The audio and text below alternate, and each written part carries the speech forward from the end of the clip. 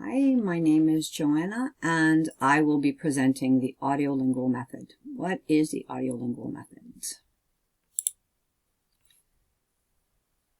It emerged in the 1950s and 1960s and was based on the psychological and linguistic theories of that time, namely behavioral psychology and structural linguistics. This method places a strong emphasis on the development of listening and speaking skills through a system of reinforcement. It uses dialogues as the main form of language presentation and drills as the main training technique, while students' first language is discouraged in the classroom. At that time, psychologists advocated conditioning and habit formation, which was a great match for the mimicry and memorization drills of the audiolingual method. At the same time, structural linguists were attempting to give a scientific descriptive analysis of different languages. Thus, a direct application of such analysis was the pattern practice drills of the audiolingual method.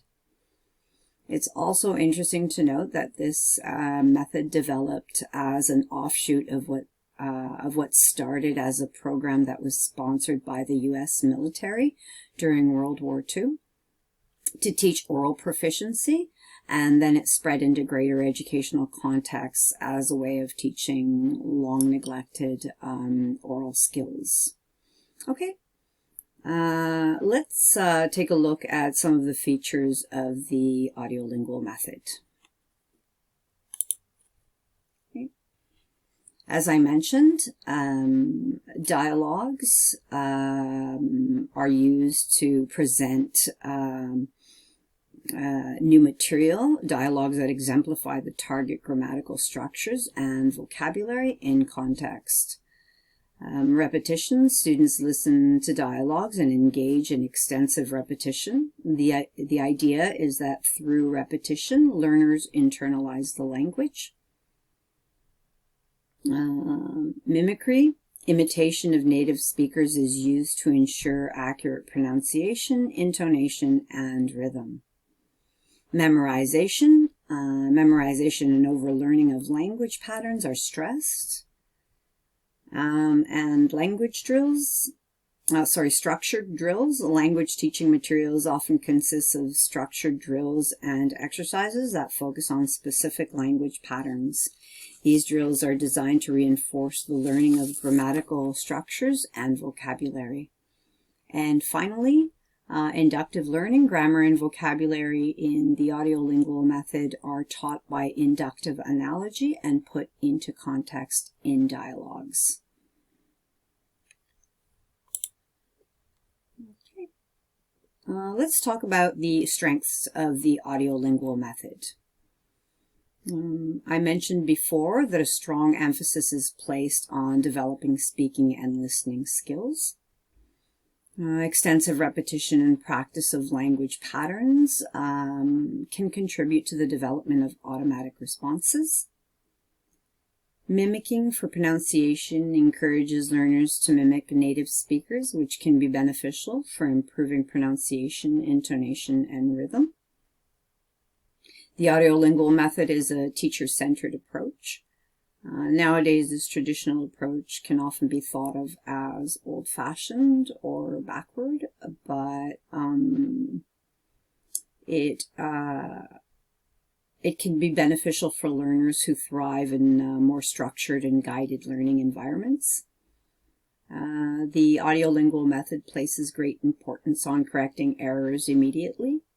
This focus on accuracy aims to prevent the development of incorrect language habits and encourages learners to use the language correctly from the start. Okay, let's now take a look at some of the weaknesses that have been attributed to the audiolingual method. Inadequate preparation for real communication. The ALM has been criticized for not adequately preparing learners for authentic communication in real-world settings, as it lacks opportunities and/or activities that promote meaningful communication.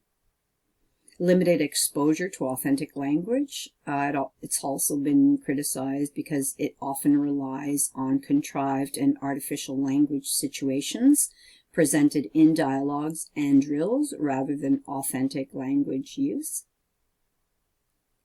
Limited vocabulary. Vocabulary is often introduced in specific contexts or dialogues, leading to a limited and context-dependent understanding of words. Learners may have difficulty using vocabulary in different situations because of this.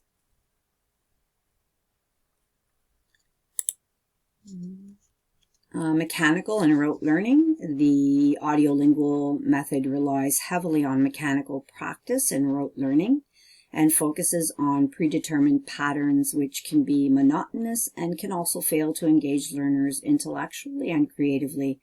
The audiolingual method doesn't really support a deep understanding of the language or critical thinking. Overemphasis on accuracy. There's a strong focus on accuracy and pronunciation and grammar, which can often create a fear of making mistakes and hinder the development of spontaneous language use. It has also been criticized because of its limited adaptability. The audiolingual method might be less adaptable to the individual needs and learning styles of diverse learners, especially the diversity of learners today. It can be rigid and may not accommodate the varying demands or preferences of today's language learners. And finally, the fact that the audiolingual method focuses on listening and speaking skills obviously results in neglecting reading and writing skills. That's it. I hope this video was helpful and that it shed some light on the audiolingual method. Thank you.